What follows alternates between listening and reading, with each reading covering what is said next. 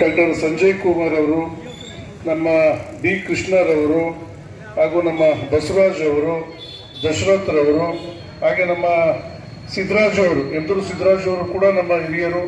ಈಗ ತಾನೇ ಈ ಕಾರ್ಯಕ್ರಮದ ಉದ್ದೇಶ ಮಾತಾಡಿ ಅವರು ಹೋಗಿದ್ದಾರೆ. ಹಾಗೆ ಇಲ್ಲಿ ನೆರೆದಿರುವಂಥ ಎಲ್ಲ ನಮ್ಮ ಡಾಕ್ಟರ್ ಬಿ ಆರ್ ಅಂಬೇಡ್ಕರ್ ಅವರ ಹಾಗೂ ಜಗಜೀವನ್ ಅವರ ಎಲ್ಲ ಅಭಿಮಾನಿಗಳಿಗೂ ಕೂಡ ನಾನು ಒಂದು ಅಭಿನಂದನೆ ಸಲ್ಲಿಸ್ತಾ, ಸುದೀರ್ಘವಾಗಿ ಇವತ್ತು ನಮ್ಮ ಸಂವಿಧಾನ ಹಾಗೂ ಅಂಬೇಡ್ಕರ್ ಅವರು, ಜಗಜೀವನ್ ರಾವ್ ಅವರ ಒಂದು ಹಿಸ್ಟ್ರಿನ ಇವತ್ತು ಕೃಷ್ಣ ಅವರು ಬಹಳ ಸುದೀರ್ಘವಾಗಿ ಬಹಳ ಇನ್ಸ್ಪಿರೇಷನ್ ಬರೋ ರೀತಿಯಲ್ಲಿ ಇವತ್ತು ಭಾಷಣ ಮಾಡಿದ್ದಾರೆ. ಅವರಿಗೆ ಎಲ್ಲರ ಪರವಾಗಿ ಕೂಡ ನಾನು ಧನ್ಯವಾದನ ಅರ್ಪಿಸ್ತೀನಿ. ಹಾಗೆ ಡಾಕ್ಟರ್ ಬಿ ಆರ್ ಅಂಬೇಡ್ಕರ್ ಅವರು ಈ ದೇಶದಲ್ಲಿ, ಭಾರತ ದೇಶದಲ್ಲಿ ಹುಟ್ಟಿದಂಥ ಪ್ರತಿಯೊಬ್ಬರು ಕೂಡ, ಪ್ರತಿಯೊಬ್ಬ ಕಟ್ಟ ಕಡೆಯ ವ್ಯಕ್ತಿಗೂ ಕೂಡ ಈ ಭಾರತಾಂಬೆಯ ಮಕ್ಕಳು, ಅವ್ರಿಗೆ ಇವತ್ತು ಎಲ್ಲ ಒಂದು ಅನುಕೂಲ ಸೌಕರ್ಯ ತಲುಪಬೇಕು ಅಂತ ದೃಷ್ಟಿಲಿ, ಹಾಗೆ ಏನು ಭಾರತ ದೇಶದ ಹಿಂದೆ ಬರೀ ದಲಿತರಿಗೋಸ್ಕರ ಅವರು ಸಂವಿಧಾನ ಬರಲಿಲ್ಲ. ಈ ದೇಶದಲ್ಲಿ ತುಳಿತುಕೊಳ್ಳದಂತರು, ಶೋಷಣೆಗೊಳಗಾದಂತರು ಪ್ರತಿಯೊಬ್ಬರಿಗೂ ಕೂಡ ಒಂದು ಸಮಾನ ಹಕ್ಕು ಸಿಗಬೇಕು ಅನ್ನೋ ದೃಷ್ಟಿಯಲ್ಲಿ ಇವತ್ತು ಅವರು ಸಂವಿಧಾನನ ರಚನೆ ಮಾಡಿದ್ದಾರೆ. ಹಾಗೆ ಜಗಜೀವನ್ ರಾವ್ ಅವರು ಕೂಡ ಉಪ ಪ್ರಧಾನಿಗಳಾಗಿ ಇಬ್ರು ಒಂದೇ ಸಮಕಾಲೀನ ಹಿರಿಯರು. ಹಾಗೆ ಆಮೇಲೆ ಎಲ್ಲ ಪಕ್ಷಗಳ ಮೀರಿದ ವ್ಯಕ್ತಿಗಳು ಅವರು. ಇವತ್ತು ನಮಗೆ ಆದರ್ಶಪ್ರಾಯ. ನಾವೆಲ್ಲರೂ ಕೂಡ ಅವರ ಒಂದು ಸಂವಿಧಾನವನ್ನ ಓದಬೇಕು, ತಿಳ್ಕೊಳ್ಬೇಕು, ಅದನ್ನ ಪಾಲಿಸಬೇಕು. ನಮ್ಮ ಯುವ ಪೀಳಿಗೆಗೂ ಕೂಡ ನಾವು ಒಂದು ಮಾರ್ಗದರ್ಶಕ ಇರಬೇಕು ಅಂತ ಈ ಸಂದರ್ಭದಲ್ಲಿ ನಾನು ಹೇಳ್ತಾ, ಇದೇ ರೀತಿಯಲ್ಲಿ ಇನ್ನೂ ಕೂಡ ಈ ಒಂದು ವಿಚಾರಗಳು ಇನ್ನೂ ದೊಡ್ಡ ಮಟ್ಟದಲ್ಲಿ ಒಂದು ಸಭೆಗಳು ಆಗಲಿ, ಇನ್ನೂ ವಿಸ್ತಾರವಾಗಿ ಒಂದು ಚರ್ಚೆ ಆಗಲಿ, ಮುಂದಿನ ಪೀಳಿಗೆಗೆ ಇದು ಒಂದು ಮಾರ್ಗದರ್ಶನ ಆಗಲಿ ಅಂತ ಈ ಸಂದರ್ಭದಲ್ಲಿ ನಾನು ಕೂಡ ಹೇಳ್ತಾ, ಈ ಒಂದು ಕಾರ್ಯಕ್ರಮಕ್ಕೆ ನಾನು ಕೂಡ ಬರಮಾಡಿ ಈ ಭಾಗವಹಿಸಿ ಒಂದು ಪವಿತ್ರವಾದ ಒಂದು ಕಾರ್ಯಕ್ರಮಕ್ಕೆ ಭಾಗವಹಿಸಕ್ಕೆ ಅವಕಾಶ ಮಾಡಿಕೊಟ್ಟಂತ ಎಲ್ಲ ಸಂಘಟಕರು ಕೂಡ ನಾನು ಒಂದಿಸಿ ನನ್ನ ಮಾತು ಮುಗಿಸ್ತೀನಿ. ನಮಸ್ಕಾರ. ಬಾಬು ಜಗಜೀವನ್ ರಾಮ್ ಅವರು 135 ಅಂದರೆ ಎಷ್ಟು ವರ್ಷ ಹಿಂದ್ಗಡೆಯಿಂದ ಓಡಾಡ್ತಾರೆ. ಬ್ರಿಟಿಷ್ನ ಕಾಲದಿಂದನೂ ಕೂಡ ಅವರು ಓಡಾಡ್ತಾರೆ. ಈ ದೇಶ ಎಲ್ಲ ಪ್ರಪಂಚಕ್ಕೆ ಸುತ್ತಿ ಸಂವಿಧಾನ ಬರೀಬೇಕಾದ್ರೆ ಕೊಟ್ಟಿರೋದು. ನಾವೇನಪ್ಪ ಅಂದರೆ ಮುಸಲ್ಮಾನರು ನಮ್ಮ ಕುರಾನ್ ಮಾತು ಹೇಳ್ತೀವಿ, ಹಿಂದೂಗಳು ಏನು ಹೇಳ್ತಾರೆ ಅಂದರೆ ಬೈಬಲ್ ಮಾತು ಹೇಳ್ತಿದ್ದೋ ಗೀತಾ ಹೇಳ್ತಾರೆ, ಕ್ರಿಶ್ಚಿಯನ್ಸ್ಗಳೆಲ್ಲ ಬೈಬಲ್ ಹೇಳ್ತಾರೆ.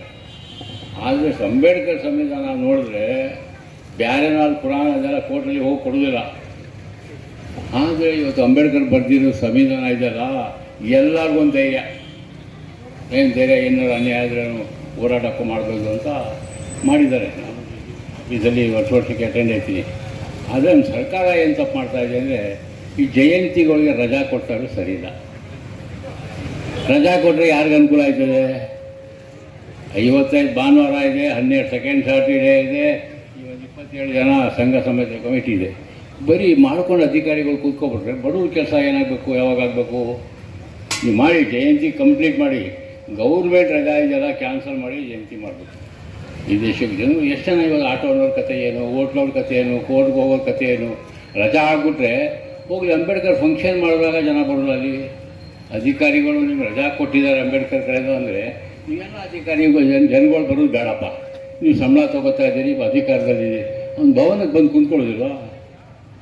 ಒಂದು ಅರ್ಧ ಗಂಟೆ ಕುಂತ್ಕೊಳ್ಳೋದು. ಸ್ವಾಮಿ ರಜಾ ಕೊಟ್ಟ ತಕ್ಷಣ ಹೆಂಡತಿ ಮಕ್ಕಳು ಕರ್ಕೊಂಡೋಗ್ತೀರಿ, ಎಲೆಕ್ಷನ್ ಬಂದ ತಕ್ಷಣ ಹೆಂಡತಿ ಮಕ್ಕಳು ಕರ್ಕೊಂಡೋಗ್ತೀರಿ.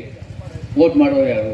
ಈ ಬುದ್ಧಿವಂತರು. ಅದಕ್ಕೆ ನಾನು ಮುಂಚೆನೂ ಒಂದು ಸರ್ತಿ ಅಂಬೇಡ್ಕರ್ ಭವನದಲ್ಲಿ ರೈತ ಸಭಾಂಗಣದಲ್ಲಿ ಹೇಳಿದ್ದೆ, ಪೈಗಂಬರಿ ರಜಾ ಇದೆ, ಪೈಗಂಬರ ಮೊಹಮ್ಮದ್ ರಜಾ ಇದೆ, ಅಂಬೇಡ್ಕರ್ ರಜಾ ಇದೆ, ಬಸವಣ್ಣ, ಇದೆಲ್ಲರಿಗೂ ರಜಾ ಕೊಡ್ಬಿಟ್ಟು ಒಂದು ಫಂಕ್ಷನ್ ಮಾಡಿ ಇಮಿಡಿಯೇಟು 4 ಮಾತಾಡಿ ಹೋಗಬೇಕು. ಸ್ಲಮ್ಗಳಿಗೆ ನಿಮ್ಮಂಥವ್ರು ಏನು ಮಾಡಬೇಕಂದ್ರೆ ಸ್ಲಮ್ಮಲ್ಲಿ ಕಾರ್ಯಕ್ರಮ ಮಾಡಬೇಕಿದು.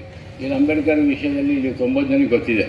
ಈಗ ಗೊತ್ತಿರೋರಿಗೆ ನಾವು ತಿರ್ಗಾ ಗೊತ್ತು ಮಾಡಿಸ್ತಾ ಇರೋದು, ಹಂಗಾಗಬಾರ್ದು. ಇದು ಯಾವ ಥರ 35 ವಾರ್ಡಿದೆ ಮಂಡ್ಯದಲ್ಲಿ, ಒಂದೊಂದು ವಾರ್ಡಲ್ಲಿ ಸಡ್ಗಿರೋ ಜಾಗದಲ್ಲಿ ಅಂಬೇಡ್ಕರ್ ಏನು ಶ್ರಮಪಟ್ಟರು, ಏನು ಕಷ್ಟ ಆಗಿದ್ರು ಅಂತ ಈ ಜನಗಳಿಗೆ ಹೇಳಬೇಕು, ಕೆಲಸ ಆಗಬೇಕು.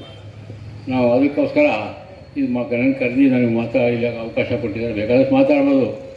ಜನ ಇವತ್ತು ರಾಜಕೀಯದ ಭಾಷಣ ಕೇಳಿದಂಗೆ ಅಂಬೇಡ್ಕರ್ದಾಗಲಿ, ಇವು ಟಿಪ್ಪುದಾಗಲಿ, ಜಗಜೀವನ ಈ ಭಾಷಣಗಳಿಗೆ ಭಾಳ ಜನಕ್ಕೆ ಇಂಟ್ರೆಸ್ಟ್ ಇಲ್ಲ. ರಾಜಕೀಯ ಎಲೆಕ್ಷನ್ ಮಾಡ್ಕೊಬಿಟ್ಟು ಸಿದ್ದೂರು ಬರ್ತಾ ಇದ್ದಾರೆ ಎಮ್ ಎಲ್ ಎ ನಿಂತವ್ರೆ ಅಂತ ಅಂದ್ಬಿಟ್ರೆ ಫುಲ್ ತುಂಬಿಗೆ ತಳ್ಳಾಟ ಕೂತ್ಕೊಳ್ಳಿ ಈ ಚೇರೆ ಖಾಲಿ ಇದೆ ಜನನೇ ಇಲ್ಲ. ಅದರಿಂದ ಅವಮಾನ ಮಾಡ್ಕೊಳ್ಳೋದು ಬೇಡ. ನಾವು ಕೂತ್ಕೊಂಡು ಅದು ಮೇನ್ ರೋಡಲ್ಲಿ ಆಗ್ಬಿಟ್ಟು 10 ಜನ ಕೂತ್ಕೊಂಡು ಅಂಬೇಡ್ಕರ್ ಅವ್ರಿಗೆ ನಾವೇನು ಈಗ ಅಂಬೇಡ್ಕರ್ ಸಂವಿಧಾನ ಯಾರ ಅಪ್ಪನ ಕೈಲೂ ಬದಲಾಯಿಸೋಕ್ಕಾಗೋದಿಲ್ಲ. ಈ ಭೂಮಿ ಇರೋ ಗಂಟ ಸಂವಿಧಾನ ಇದೇ ಇರ್ತದೆ. ಅದರಿಂದ ನಾವು ಸಂವಿಧಾನ ಓದಿರೋರಿಗೆ ಹೇಳ್ಕೊಂಡು ಕೂತ್ಕೊಳ್ಳೋಕ್ಕಿಂತ ಆ ಸ್ಲಮ್ಗಳಲ್ಲಿ 35 ಸ್ಲಮ್ 24 ಸ್ಲಮ್ ಇದೆ ಮಂಡ್ಯದಲ್ಲಿ. ಒಂದೊಂದು ತಿಂಗಳಿಗೆ ಬರೋ ಗಂಟ ಮಾಡಿ, ಒಂದು ತಿಂಗಳಿಗೆ ಒಂದು ಸತಿ ಮಾಡಿ ಮಾಡಿಬಿಟ್ಟು ಅಂಬೇಡ್ಕರ್ ಅವ್ರದ್ದು ಯಜ್ಞ ಇದೆಲ್ಲ ಅವ್ರು ಏನು ಮಾಡಿರೋ ಸಾಧನೆ ಅಂತ ನಾವು ಹೇಳಬೇಕು ಅಂತ ಹೇಳಿ ನನ್ನ ಮಾತು ಮುಗಿಸ್ತೀನಿ. ಜೈ ಹಿಂದ್, ಜೈ ಕರ್ನಾಟಕ.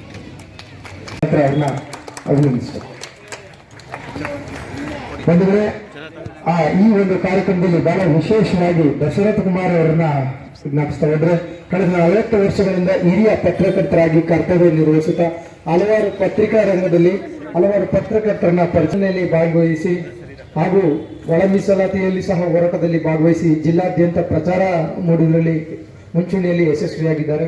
ಅವ್ರಿಗೂ ಸಹ ಆತ್ಮೀಯವಾದಂತ ಧನ್ಯವಾದಗಳನ್ನು ತಿಳಿಸುತ್ತಾ, ಬಂಧುಗಳೇ, ಇವತ್ತು ದಸರಥರವರು 59ನೇ ಹುಟ್ಟುಹಬ್ಬ ಆಚರಣೆ MS ಸಿದ್ದರಾಮಯ್ಯ ಜೋರಾದ ಚಪ್ಪಾಳೆ ಬರಲಿ ಬಂಧುಗಳೇ. ಯಾಕೆಂದ್ರೆ ಈ ಒಂದು ವೇದಿಕೆ ಮೇಲೆ ಇವತ್ತು ಒಳ ಮೀಸಲಾತಿ ಜಾರಿಗೆ ಆಗಿದೆ, ಅವ್ರಿಗೂ ಕೂಡ ಅಧಿಕಾರ ಸಿಗ್ಲಿ ಅಂತ ನಾವು ನಮ್ಮ ಈ ವೇದಿಕೆ ಪರವಾಗಿ ನಾವೆಲ್ಲರೂ ಕೂಡ ತುಂಬ ಅಭಿನಂದನೆಗಳನ್ನ ಸಲ್ಲಿಸ್ತಾ ಇದ್ವಿ. ಹಲವಾರು ವರ್ಷಗಳಿಂದ ಯುವಕರ ಆಶಾಕಿರಣವಾಗಿ ಕರ್ತವ್ಯ ನಿರ್ವಹಿಸಿಕೊಂಡು ಇಡೀ ಜಿಲ್ಲಾದ್ಯಂತ ಸಕ್ರಿಯವಾಗಿ